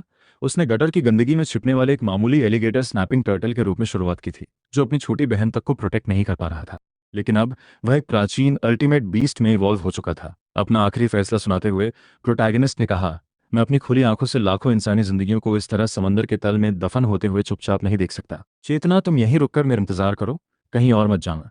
उसने बिल्कुल सीरियस और पक्के इरादे के साथ कहा।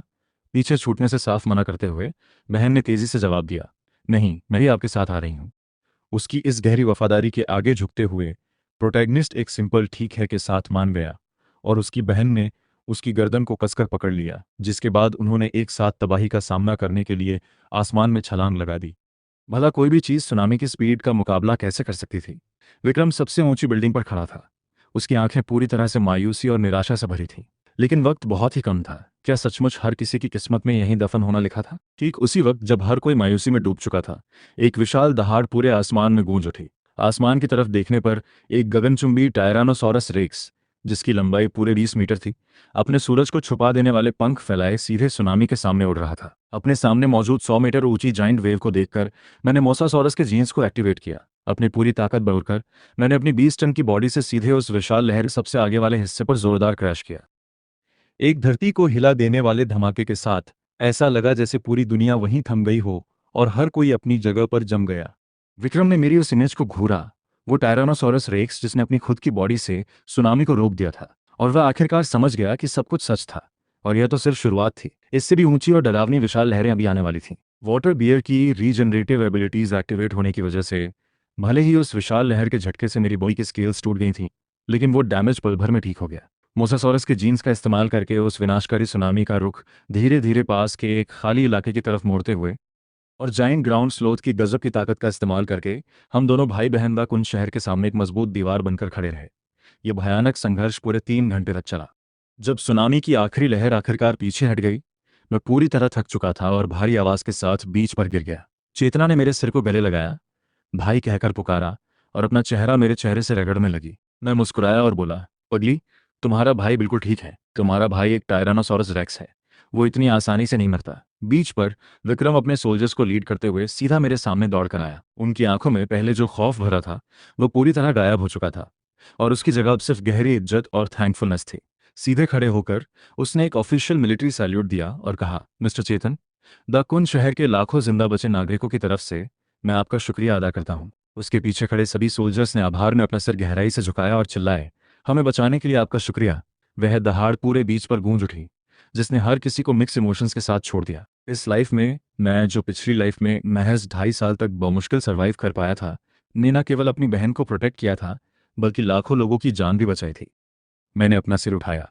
ग्लोबल बीस्ट ट्रांसफॉर्मेशन के इस दौर में एक रिबॉर्न टायरानोसॉरस रेक्स की कहानी सामने आती है, जो प्राचीन ओवरलॉर्ड जीन्स को मर्ज करता है। पीछे हटती सुनामी के जरिए छोड़ी गई समंदर की नमकीन हवा के बीच पूरे 10 मिनट तक बीच पर लेटे रहने के दौरान वाटर बियर की रिजनरेटिव एबिलिटीज ने पागलों की तरह काम किया, जिससे मेरी बॉडी की टूटी हुई आर्मर्ड स्केल्स नंगी आंखों से दिखने वाली स्पीड से ठीक होने लगी। अब एक भी इंसान के चेहरे पर डर का कोई निशान नहीं था। इसके बजाय उनकी आंखें जज्बातों से लाल थीं। विक्रम मिलिट्री का फर्स्ट एड किट हाथ में लिए तेजी से मेरे पास आया और बहुत सावधानी और प्यार से मेरे घावों का इलाज करने लगा। उसके पीछे कई सोल्जर्स ताज़े मीट से भरी बड़ी बड़ी बाल्टियां उठाए आ रहे थे, ताज़ा बीफ जो अभी अभी कोल्ड स्टोरेज से निकाला गया था। मिस्टर चेतन, पूरे शहर को बचाने के लिए आपका बहुत बहुत शुक्रिया, विक्रम ने कहा।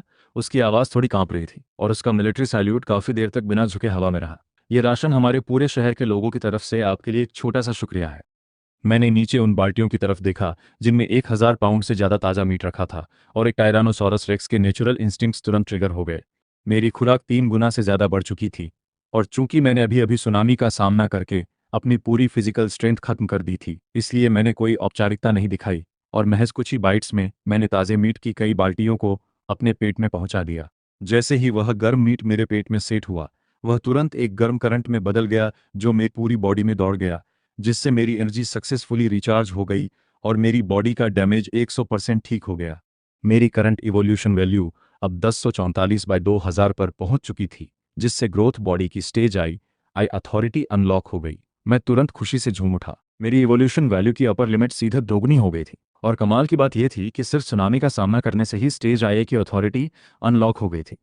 मैंने अपनी पूंछ हिलाई, जिससे सीधे उस सख्त रेतीले बीच पर कई मीटर गहरा गड्ढा बन गया। स्टेज आई ग्रोथ बॉडी की ताकत स्टेज आई से पूरी दोगुनी थी, और यह देखकर वहां मौजूद लोगों की आंखों में इज्जत और खौफ और ज्यादा गहरा हो गया। अचानक दूर से कारों के इंजनों की तेज गड़गड़ाहट गूंजी, और 1 दर्जन से ज्यादा मिलिट्री गाड़ियां तेजी से बीच की तरफ बढ़ती हुई दिखी। गाड़ियों के पूरी तरह रुकने से पहले ही मिलिट्री यूनिफॉर्म पहने एक आदमी ने नीचे छलांग लगा दी। यह विक्रम था, वही मुख्य आरोपी जिसने पिछली लाइफ में मेरी बहन को बाढ़ के खौफनाक पानी में फेंक दिया था। उसे देखते ही मेरी पूरी बॉडी में तनाव आ गया, और मेरे शरीर की एक एक आर्मर्ड स्केल कवच गुस्से से खड़ी हो गई। मेरी 20 मीटर लंबी बॉडी हल्की सी झुकी, ताकि मैं किसी भी पल उस पर एक जानलेवा हमला कर सकूं। चेतना ने भी तुरंत आगे बढ़कर मेरा रास्ता रोक लिया। जाइंट ग्राउंड स्रोत के उसके विशाल पंजे जमीन में मजबूती से धंस गए, और उसने तेजी से आते विक्रम पर एक गुस्सैल दहाड़ लगाई। हालांकि वह अंदर से खौफ के मारे साफ कांप रही थी, फिर भी उसने बड़ी बहादुरी से मुझे अपनी पीठ के पीछे छुपा लिया था। अपनी बहन के उस छोटे से शरीर को इस तरह अपने आगे ढाल बने खड़े देख, जबकि पिछली लाइफ में मैं उसकी जान बचाने के लिए पागलों की तरह लड़ा था, और आज वह मुझे प्रोटेक्ट करना सीख गई थी, इस एहसास ने मेरे दिल के सबसे इमोशनल हिस्से को छू लिया। अमन ने भी तुरंत अपनी बंदूक तान ली और विक्रम पर चिल्लाया, विक्रम। हालांकि विक्रम ने अपना कोई हथियार नहीं निकाला। इसके बजाय वह हमसे करीब 1 दर्जन मीटर दूर रुक गया और सीधे मेरे और मेरी बहन के सामने घुटनों के बल बैठ गया। ये वही इंसान था जो पिछली लाइफ में जंग के मैदान में पलक तक नहीं झपकाता था, लेकिन इस वक्त उसकी आंखें जज्बातों से लाल थीं और आंसू बह रहे थे। उसने मेरी बहन की तरफ देखते हुए अपना सिर जमीन पर 3 बार जोर से पटका और रोते हुए चिल्लाया, पिछली लाइफ में वो मैं ही था, जिसने तुम्हें नुकसान पहुंचाया था। उसकी इस हरकत ने मुझे पूरी तरह सुन्न कर दिया। आखिर ये क्या चल रहा था? विक्रम ने अपना सिर उठाया। उसका चेहरा गहरे पछतावे और दर्द से भरा था, और उसने धीरे धीरे एक ऐसा सच सामने रखा जो मैं कभी नहीं जानता था। उसने बताया कि उसने पिछली लाइफ में मेरी बहन को पकड़ा जरूर था, और वह उसे इंट्रोगेशन रूम में भी ले गया था। लेकिन ऐसा इसलिए था क्योंकि मिलिट्री लीडरशिप के हाई रैंक अधिकारियों के बीच एक गद्दार मौजूद था। वह गद्दार इस होने वाले बीस्ट ट्रांसफॉर्मेशन के बारे में पहले से जानता था, और मेरी बहन को लाइव ह्यूमन एक्सपेरिमेंटेशन के लिए अगवा करना चाहता था। जब विक्रम को यह बात पता चली तो वह उसे सिर्फ कड़ी पूछताछ और टॉर्चर का नाटक करके ही अपने पास सेफ रख सकता था। हालांकि सुनामी उम्मीद से बहुत पहले आ गई, और उस गद्दार ने वक्त से पहले ही बगावत शुरू कर दी। ऐसे में विक्रम के पास कोई रास्ता नहीं बचा था, और उसने अपने जूनियर्स को ऑर्डर दिया कि वे चेतना को लेकर तुरंत वहां से निकले। लेकिन रास्ते में उन सोल्जर्स पर म्यूटेंट जानवरों ने हमला कर दिया। आखिरकार बगावत के उस अराजक माहौल और सुनामी के खौफनाक पानी में बहने की वजह से चेतना की मौत हो गई थी। इस बीस ट्रांसफॉर्मेशन के शुरू होने से ठीक 1 घंटे पहले रिबॉर्न पाने के बाद विक्रम ने सबसे पहला काम यह किया कि वह अपनी टुकड़ी को लेकर सीधे कैक्सू काउंटी पहुंचा, ताकि वह मेरी बहन को ढूंढ सके और अपनी पिछली लाइफ के पापों का प्रायश्चित कर सके। उसका इरादा मुझे मारने का कभी नहीं था। वह तो जब दूसरे सोल्जर्स ने उस पर गलती से फायर कर दिया, तब उसने सेना को पहाड़ों में हमें घेरने का ऑर्डर दिया, ताकि वह जानबूझकर ऐसा माहौल बना सके जिससे मैं अपनी बहन को वहां से सुरक्षित बचाकर निकाल सकूं। ये सब सुनने के बाद मेरा दिमाग गहरे सदमे से सुन्न हो गया। यह एहसास कि वह असल में मेरी बहन को बचाने के लिए अपनी जान पर खेल रहा था, इतनी अचानक आया कि मैं पूरी तरह हैरान रह गया। मेरी आंखों का गुस्सा धीरे धीरे गायब हो गया, और वहां सिर्फ गहरा आश्चर्य बचा था। अमन और विक्रम पिछले 1 दशक से भी ज्यादा समय से पार्टनर्स थे। विक्रम ने एक बार फिर हमारे सामने अपना सिर जमीन पर टेका। उसकी आवाज फटी हुई थी जब उसने कहा, मिस्टर चेतन, मिस चेतना, मेरी ये लाइफ आज के बाद से सिर्फ आपकी है। आप मुझे आग में कूदने कहें या छुरियों पर चलने, मेरे मुंह से कभी एक शिकायत नहीं निकलेगी। अपनी सच्चाई साबित करने के लिए उसने अपनी सर्विस पिस्टल सीधे आगे बढ़ा दी। उसकी आंखों में सच्चा पछतावा और गहरा दर्द देखकर मैंने आखिरकार अपनी आक्रामक पोजीशन को धीरे धीरे खत्म कर दिया, चूंकि यही असली सच था। और वैसे भी इस तबाही के दौर में एक मजबूत साथी का साथ होना हमेशा फायदेमंद था। मैंने उसकी बंदूक वापस उसकी तरफ पुश कर दी और कहा, पिछली लाइफ की बातें बीत चुकी हैं, बस इतना ध्यान रखना कि फ्यूचर में चेतना को कभी कोई तकलीफ न पहुंचे। ये सुनते ही उसकी आंखों में गहरी खुशी की चमक दौड़ गई, और उसने पूरी ताकत से एक और मिलिट्री सैल्यूट दिया।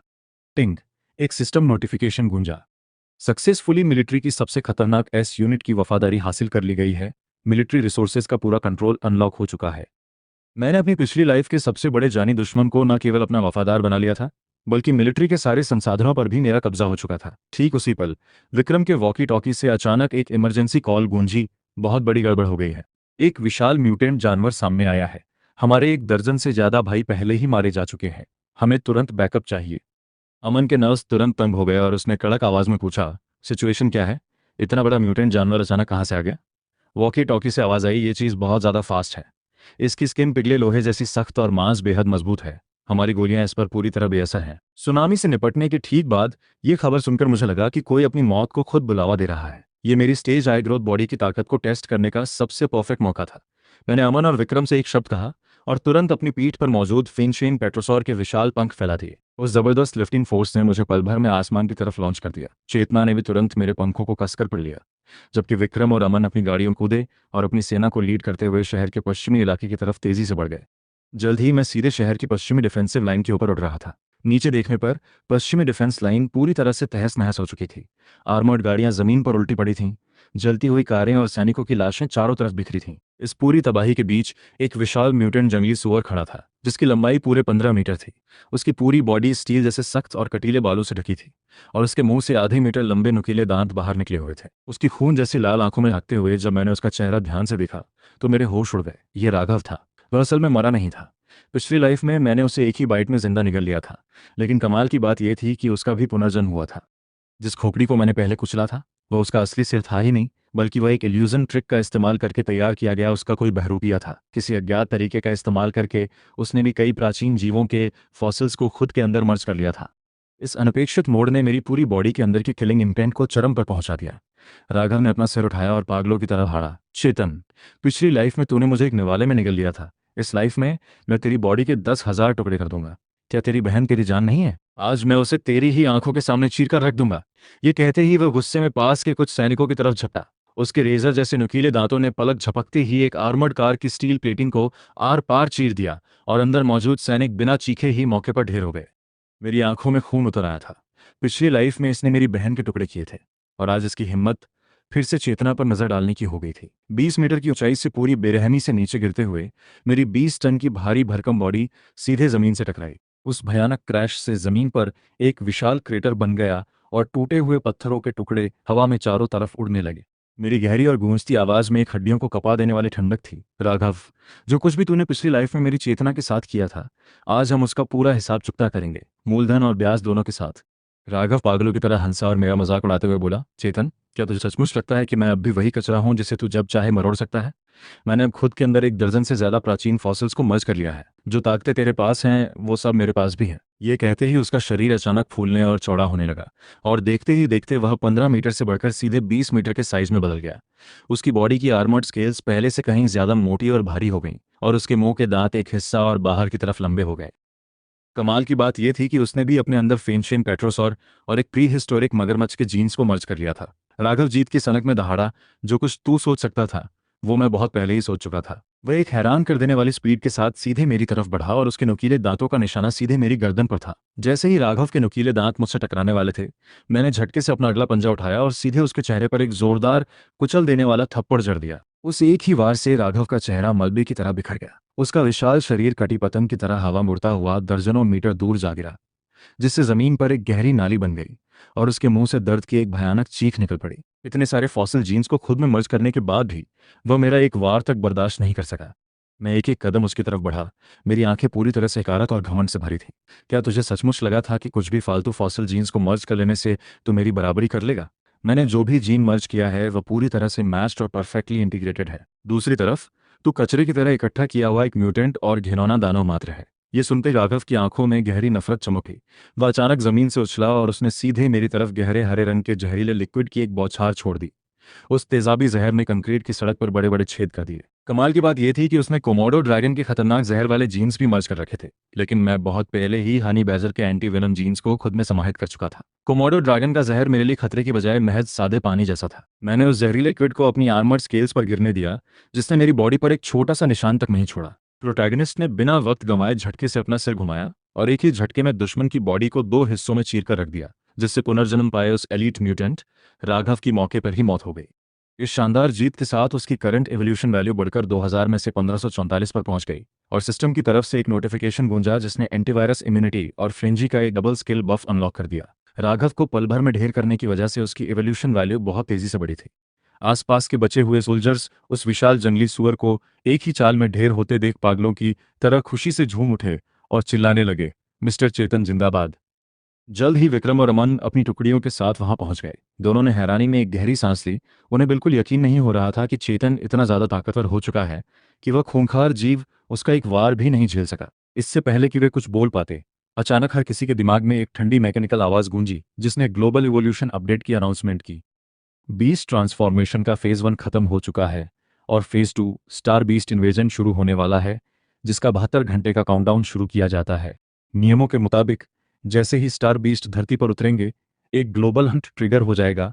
उन्हें मारने पर अल्टीमेट इवोल्यूशन को अनलॉक करने वाले स्टार रिवल जीन्स इनाम में मिलेंगे। हालांकि एक चेतावनी भी है, जो भी म्यूटेंट इस आक्रमण के समय तक पूरी तरह फुल ग्रोथ स्टेज पर नहीं पहुंचे होंगे, वे सिस्टम के जरिए ऑटोमेटिकली मिटा दिए जाएंगे। इस खौफनाक अनाउंसमेंट ने पूरी दुनिया के लोगों के दिमाग को सुन्न कर दिया और चारों तरफ पैनिक मच गया। ये साफ हो चुका था कि अब एलियन बीस्ट का हमला होने वाला है, और दुनिया के अरबों म्यूटेंट्स में से 10,000 में से एक भी ऐसा नहीं था जो फुल ग्रोथ स्टेज पर पहुंचा हो। अमन और विक्रम के चेहरे का रंग उड़ गया, क्योंकि वे जानते थे कि 72 घंटों के बाद जो इवॉल्व नहीं हो पाए हैं उनका नाम निशान मिट जाएगा।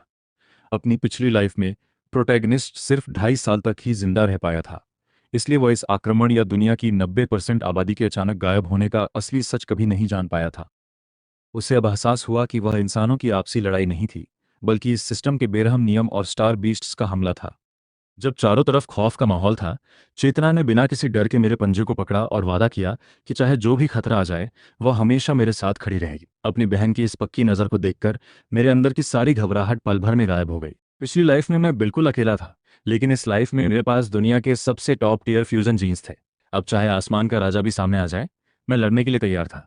अपना सिर नीचे करके मैंने उसके चेहरे को सहलाया और फिर सीरियस होकर अमन और विक्रम से कहा कि ये पैनिक करने का वक्त नहीं है। हमारे पास सिर्फ 72 घंटे हैं और हमें 2 बेहद ज़रूरी काम करने होंगे।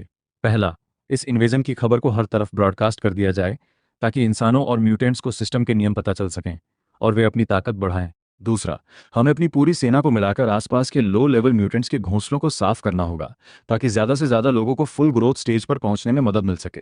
अमन और विक्रम तुरंत पूरी बात समझ गए और उनकी आंखों में एक फौलादी चमक आ गई। अमन ने तुरंत मिलिट्री के सारे चैनल्स का इस्तेमाल करके इस खबर को पूरी दुनिया में फैलाना शुरू कर दिया, जबकि विक्रम अपनी एस यूनिट को लेकर शहर के पास मौजूद म्यूटेंट घोंसलों को तबाह करने निकल पड़ा। मैं चेतना को साथ लेकर द कुंज शहर के चारों तरफ फैले पहाड़ी जंगलों में निकल गया ताकि जो भी खतरनाक जानवर या बुरे इरादे वाले म्यूटेंट्स थे उनका शिकार करके अपनी इवोल्यूशन प्रोग्रेस को ग्रोथ स्टेज की तरफ बढ़ा सकूं।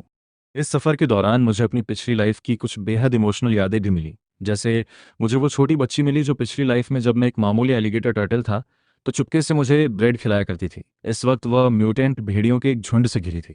मैंने तुरंत आगे बढ़कर उसकी जान बचाई और उसकी सुरक्षा के लिए ढेर सारा राशन और इवोल्यूशन रिसोर्सेज वहां छोड़ दिए ताकि मैं अपने पिछले जीवन के कर्ज को उतार सकूं।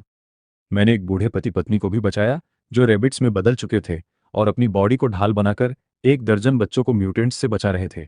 मैंने उनके डिफेंस को बढ़ाने के लिए उनके अंदर अपना जेनेटिक खून इंजेक्ट कर दिया। यहाँ तक कि मैंने अपने उस एलिगेटर टर्टल भाई को भी ढूंढ निकाला जो पिछली लाइफ में एक म्यूटेंट जंगली सुअर के पैरों तले कुचलकर मर गया था, और मैंने सक्सेसफुली उसे एक ग्रोथ स्टेज में इवॉल्व होने में मदद की। 8 फुल ग्रोथ म्यूटेंट्स और सैकड़ों एलिट वेरिएंट्स का बेरहमी से शिकार करने के बाद मेरी खुद की इवोल्यूशन वैल्यू बढ़कर 2000 में से 1999 पर पहुंच गई, यानी मैं मैक्सिमम लिमिट से सिर्फ एक पॉइंट दूर था। इसी बीच दाकुन शहर के आसपास के 1000 से ज्यादा म्यूटेंट्स भी सक्सेसफुली अपने ग्रोथ स्टेज में इवॉल्व हो चुके थे। 72 घंटे के काउंटडाउन के आखिरी सेकंड पर पूरी दुनिया का आसमान खून की तरह लाल हो गया। एक कान फाड़ देने वाली चीख के साथ आसमान के बड़े बड़े क्रैक्स से भारी एक्सोस्केलेटन से ढके स्टार बीस्ट पागलों की तरह बाहर निकलने लगे। उनमें से सबसे कमजोर जीव की ताकत भी एक स्टैंडर्ड म्यूटेंट जितनी थी, जबकि हाई रैंक वाले जीव ग्रोथ स्टेज के पीक के बराबर थे। वे एक सैलाब की तरह आसमान से बरसे और तुरंत ही चारों तरफ गोलियों और धमाकों की आवाजें गूंजने लगी। दाकुन शहर की सबसे ऊंची बिल्डिंग पर खड़े होकर मैं बिना किसी डर के उस हमलावर फौज को देख रहा था। मेरे पीछे चेतना, विक्रम, अमन और हजारों पूरी तरह इवॉल्व हो चुके ग्रोथ स्टेज म्यूटेंट्स खड़े थे जो अपने हथियारों को मजबूती से थामे दुश्मनों को घूर रहे थे। अपना मुंह खोलकर मेरी गरजती हुई आवाज पूरे शहर में गूंज उठी, जिसने उन सभी को उन एलियन कचरे के खिलाफ खड़े होने के लिए प्रेरित किया जो उनके घर को छीनने और उनके अपनों का कत्ल करने आए थे। बदले में पूरे द कुंज शहर से एक पहाड़ को हिला देने वाली और सुनामी जैसी दहाड़ गूंजी कि वे इन हमलावरों के परखच्चे उड़ा देंगे। अपने पंख फैलाकर मेरी 20 मीटर लंबी बॉडी एक तोप के गोले की तरह सीधे उन जीवों के झुंड के बीच जा गिरी। अपनी मोटी पूंछ के एक ही भारी स्विश से मैंने एक दर्जन से ज्यादा स्टार बीस्ट्स को पल भर में कीचड़ की तरह कुचल दिया। एक फर्स्ट स्टेज स्टार बीस्ट को सक्सेसफुली मारते ही मुझे एक इवोल्यूशन पॉइंट मिला, जिससे मेरी वैल्यू मैक्स आउट होकर 2000 बाई 2000 पर पहुंच गई। इस मैक्स वैल्यू ने मेरी सबसे अल्टीमेट फ्यूजन स्किल को अनलॉक कर दिया, द प्रीहिस्टोरिक ओवरलॉर्ड डोमेन। पहले से 10 गुना ज्यादा ताकत से भर जाने की वजह से मेरी बॉडी का साइज 20 मीटर से बढ़कर सीधे 30 मीटर हो गया। मेरी स्केल्स ब्लैक गोल्ड जैसी सख्त हुई और मेरी बाइट फोर्स 50 टन को पार कर गई। जैसे ही मैंने अपना मुंह खोला, मेरा ओवरलॉर्ड डोमेन सीधे 1 किलोमीटर के दायरे में फैल गया, जिसने दुश्मनों को इतनी बेरहमी से कुचला कि वे हिल तक नहीं पा रहे थे और न ही उनमें विरोध करने की हिम्मत बची थी। इसके उलट मेरे इंसानी और म्यूटेंट साथियों की ताकत सीधे दोगुनी हो गई, जिससे वे सीधे ग्रोथ के 3rd स्टेज पर पहुंच गए। इस जबरदस्त बफ ने हमारी सेना को इनविंसिबल बना दिया, क्योंकि वे स्टार बीस्ट्स को गाजर मूली की तरह काट रहे थे, उन्हें अपने पंजों से कुचल रहे थे और अपनी पूंछ से उड़ा रहे थे, जबकि उनकी इवोल्यूशन वैल्यू आसमान छू रही थी। चेतना बिल्कुल मेरे बगल में रहकर लड़ रही थी और उसने बड़ी आसानी से एक स्टार बीस्ट का सिर कुचल दिया।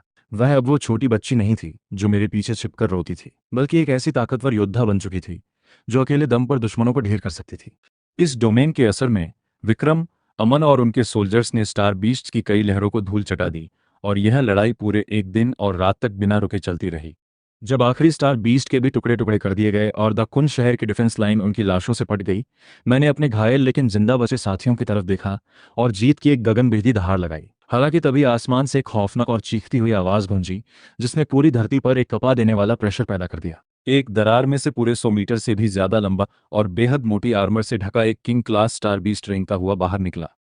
ये इस पूरे हमले का लीडर था। बाहर आते ही उसने एक विनाशकारी लेजर बीम फायर की, जिसने पलक झपकते ही कई बड़ी बिल्डिंग्स को बीच से 2 हिस्सों में काट दिया, जिससे वे किसी के चीखने से पहले ही मलबे के ढेर में बदल गईं। मैंने एक जोरदार दहाड़ लगाई, चेतना को अपनी पीठ के पीछे छुपाया और उस राक्षस के डरावने और दमनकारी ऑरा को पूरी मजबूती से ब्लॉक कर दिया। अपनी current third stage growth strength के बाद भी मुझे एक भारी दबाव का एहसास हो रहा था। उस किंग क्लास स्टार बीस्ट ने अपना मुंह खोला और इस ग्रह पर ओवरलॉर्ड के कब्जे को रोकने की मेरी इस कोशिश का मजाक उड़ाया और मुझसे कहा कि मैं घुटने टेक दूं और अपनी पूरी लाश को बचाने के लिए मौत को स्वीकार कर लूं। घमंड और गुस्से से भरकर मैंने साफ शब्दों में कहा कि आज मैं इस कीड़े को दिखाऊंगा कि ये असल में किसका प्लैनेट है, और मैंने पूरी ताकत से लपक कर सीधे उसकी गर्दन पर अपने दांत गड़ा दिए। किंग क्लास जीव गुस्से में दहाड़ा। उसने अपने दरांती जैसे विशाल और नुकीले अगले पैरों को हवा में लहराया और हम दोनों एक बेहद खूंखार लड़ाई में उलझ गए। दुश्मन का आर्मर हद से ज्यादा मजबूत था, जिससे मेरे हमलों के बाद भी उस पर सिर्फ हल्के निशान बन रहे थे, और उसके जवाबी हमले इतने भयानक थे कि वे सीधे मेरी आर्मर्ड स्केल्स को चीर रहे थे। कुछ ही राउंड्स के बाद मेरी बॉडी पर 1 दर्जन से ज्यादा गहरे घाव हो चुके थे। तभी एक आखिरी और खतरनाक चाल चलते हुए चेतना ने किंग क्लास स्टार बीस्ट के एक जानलेवा वार को रोकने के लिए अपनी खुद की बॉडी आगे कर दी, और उस राक्षस का दरांती जैसा नुकीला पैर सीधे उसकी छाती को आर पार चीरता हुआ निकल गया। चेतना को इस तरह मौत के मुंह में जाते देख मेरी आंखें गुस्से और सदमे से फटने को हो गईं, और मेरे गले से एक दिल को चीर देने वाली दर्दनाक दहाड़ निकली। खून की उल्टियां करते हुए भी चेतना ने चेहरे पर एक जबरदस्ती की मुस्कान लाई और बोली, भाई डरना मत। और इतना कहते ही वह जमीन पर ही पड़ी। उस किंग क्लास राक्षस की एक खास और जहरीली ताकत की वजह से चेतना का वह गहरा घाव खुद ब खुद ठीक नहीं हो पा रहा था। अपनी बहन को अपनी आंखों के सामने इस तरह दम तोड़ते देखना मेरी पिछली लाइफ के उस सबसे बड़े सदमे की याद दिला रहा था। उस असीमित नफरत और बेबसी के दर्द ने मेरे दिमाग के सोचने समझने वाले आखिरी तार को भी झटके से तोड़ दिया। मेरी बॉडी के अंदर एक पागलों जैसी बेहद विस्फोटक मेटामॉर्फोसिस शुरू हो गई। Tyrannosaurus rex, water bear, dunkleosteus, mosasaurus, quetzalcoatlus और स्पिनोसॉरस के सारे जीन्स एक दूसरे के साथ पूरी तरह से विलीन होने लगे। होस्ट के इस चरम जज्बाती विस्फोट को डिटेक्ट करते ही सिस्टम ने सबसे आखिरी और सर्वोच्च इवोल्यूशन को अनलॉक कर दिया, the all gene fusion ultimate form. मेरा साइज पलक झपकते ही 30 मीटर से बढ़कर सीधे 100 मीटर का हो गया, जिससे मैं उस किंग क्लास स्टार बीस्ट के ठीक सामने उसके बराबर कद में खड़ा हो गया। वाटर बेयर की रीजनरेटिव एबिलिटीज के ओवरड्राइव में आते ही मेरे सारे घाव नंगी आंखों से दिखने वाली स्पीड से भरने लगे और कटी हुई आर्मर्ड स्केल्स पल भर में जुड़ गईं। धीरे धीरे अपना सिर उठाते हुए मेरी खून जैसी लाल और खूंखार आंखें सीधे उस दुश्मन पर जाकर टिक गईं। अपनी बहन की इस हालत का बदला लेने की कसम खाकर, इससे पहले कि वह किंग क्लास राक्षस कुछ समझ पाता या रिएक्ट कर पाता, मैंने पागलों की तरह आगे बढ़कर सीधे उसकी गर्दन पर अपने जबड़े का सबसे भयानक शिकंजा कस दिया। मेरी 50 टन से भी कहीं ज्यादा की बाइट फोर्स एक धमाके के साथ रिलीज हुई, जिसने उस राक्षस के कथित तौर पर अमर और न टूटने वाले स्केलेटन को एक ही झटके में कड़कड़ाते हुए बीच से तोड़ दिया। वह किंग क्लास स्टार बीस्ट दर्द और खौफ के मारे एक तीखी चीख के साथ पागलों की तरह छटपटाने लगा, लेकिन मैंने उसे बचने का एक भी मौका नहीं दिया। अपने सिर के एक बेहद हिंसक और ताकतवर झटके के साथ मैंने उस किंग क्लास स्टार बीस्ट की गर्दन को पूरी तरह धड़ से अलग करके उसका खात्मा कर दिया। टिंग, सिस्टम का आखिरी नोटिफिकेशन गूंजा। किंग क्लास स्टार बीस्ट को सक्सेसफुली मार दिया गया है। इनाम के रूप में एक स्टार गॉड लेवल जीन हासिल हो चुका है। उसके मरते ही दुनिया भर के आसमान में खुले स्टार बीस्ट इन्वेजन के सारे पोर्टल्स धीरे धीरे बंद होने लगे और फेज 1 का यह इन्वेजन क्राइसिस आधिकारिक तौर पर पूरी तरह से सुलझ गया। आसमान की वे खौफनाक काली दरारें गायब हो गईं, जिससे बचे हुए स्टार बीस्ट्स का सपोर्ट खत्म हो गया, और नीचे जमीन पर मुस्तैद सोल्जर्स और म्यूटेंट साथियों ने मिलकर पल भर में उन सभी का सफाया कर दिया। वापस जमीन पर लैंड करके मैंने अपनी 100 मीटर की विशाल बॉडी को समेटा और धीरे से चेतना को अपने पास लिया। स्टार गॉड लेवल जीन की असीम ऊर्जा के प्रभाव से चेतना का वो लाइलाज घाव पूरी तरह ठीक हो चुका था और उसने धीरे धीरे अपनी आंखें खोली। मेरी आंखों से बहते आंसुओं के बीच एक मुस्कान तैर गई और मैंने उससे कहा कि हम जीत गए हैं। मैंने सक्सेसफुली अपनी बहन को न केवल प्रोटेक्ट कर लिया था, बल्कि अपनी पिछली लाइफ की उस खौफनाक त्रासदी को दोबारा दोहराने से भी रोक दिया था। अमन और विक्रम पूरी भीड़ के साथ दौड़ते हुए हमारे पास पहुंचे और हम दोनों को बिल्कुल सेफ और सही सलामत देखकर पूरे द कुन शहर के लोगों से एक बादलों को फाड़ देने वाली जीत की दहाड़ गूंज उठी। धरती के अस्तित्व को बचाने की यह जंग इस प्लैनेट पर एक बिल्कुल नए दौर की शुरुआत थी, जहां इंसान और म्यूटेंट जानवर अब बिना किसी भेदभाव के पूरी शांति के साथ एक दूसरे के साथ रह सकते थे। मैं और मेरी बहन वापस अपने पुराने घर के पास कैक्सू काउंटी लौट आए। अमन और विक्रम इस नए एरा के एडमिनिस्ट्रेटर्स बन गए, जो पूरी शिद्दत से लोगों के साथ मिलकर उनके घरों को दोबारा बसाने में जुट गए। मेरी पिछली लाइफ का वो एलिगेट टर्टल भाई अब इस इलाके के फॉरेस्ट कंजर्वेशन जोन का मैनेजर बन चुका था, और वो छोटी बच्ची जो कभी मुझे ब्रेड खिलाती थी, अब चेतना की सबसे अच्छी और पक्की दोस्त बन चुकी थी। दुनिया के सारे पोर्टल्स हमेशा के लिए बंद होने की वजह से अब किसी भी एलियन जानवर में इतनी हिम्मत नहीं थी कि वह इस प्लैनेट की तरफ आंख उठाकर भी देख सके। हम सब मिलकर अब धरती के सच्चे गार्जियन बन चुके थे। अब मैं अपने दिन सिर्फ अपनी बहन के साथ बिताता हूँ, पहाड़ों में उसे शिकार पर ले जाना, ढलते और उगते सूरज को देखना और अपनी पिछली लाइफ के एक एक पछतावे को अपने दिल से पूरी तरह मिटा देना। समुद्र के किनारे एक ऊंची चट्टान पर बैठकर ढलते हुए खूबसूरत सूरज को देखते हुए चेतना ने धीरे से अपना सिर मेरी बॉडी से टिकाया और बहुत ही धीमी आवाज में पूछा, भाई क्या आपको लगता है कि हम कभी दोबारा किसी मुसीबत में फंसेंगे? मैंने मुस्कुराकर उसकी तरफ देखा और जवाब दिया, पगली, चाहे फ्यूचर में कैसी भी मुसीबत या खतरा क्यों ना आ जाए, तुम्हारा भाई हमेशा बिल्कुल तुम्हारे बगल में खड़ा रहेगा। अगर कभी यह आसमान भी नीचे गिरेगा तो मैं उसे अकेले अपने दम पर रोक लूंगा, लेकिन तुम पर आंच नहीं आने दूंगा। ये सुनते ही उसने बड़े प्यार और जिद्द से मेरे हाथ को कसकर पकड़ लिया और उसे एक बेहद सुकून देने वाली गर्माहट और शांति का एहसास हुआ।